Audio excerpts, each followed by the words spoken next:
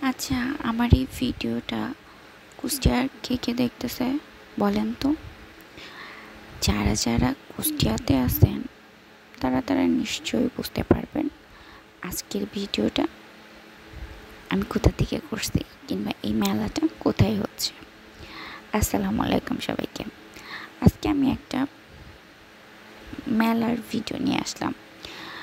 মেলাটা মূলত বৈশাখী উপলক্ষে মেলাটা শুরু হয়েছে।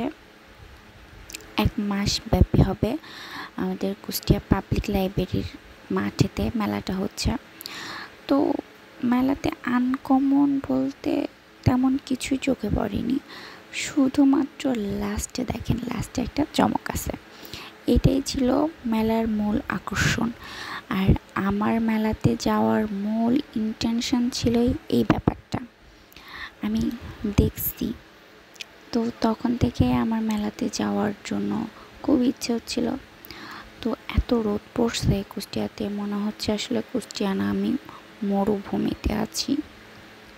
যাই হোক, এত গরম, এত রোদ, এত তীব্র, মানে রোদের তাপ, যে জন্য বাসা থেকে বেরোতে একদমই মন চাচ্ছে না।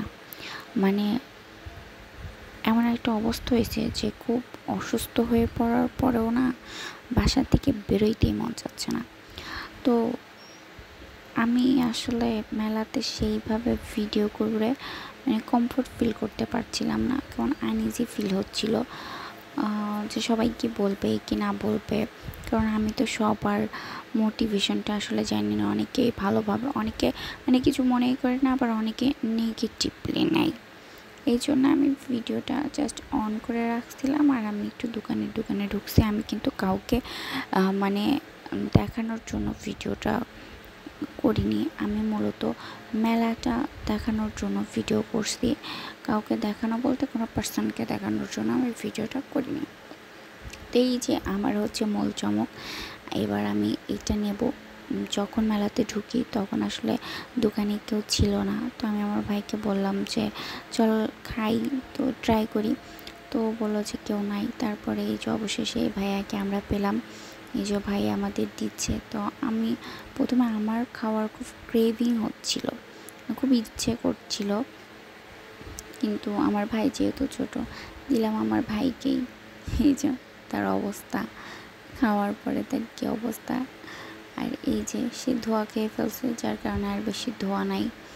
এবার আমি মাহিনকে খাওয়াবো, কিন্তু মাহিনের খাওয়াটা ভিডিও ও করেনি, আমারটাই করছে। শুধু দেখেন ধোয়া শেষ, কারণ সৌরভ খেয়ে ফেলছে।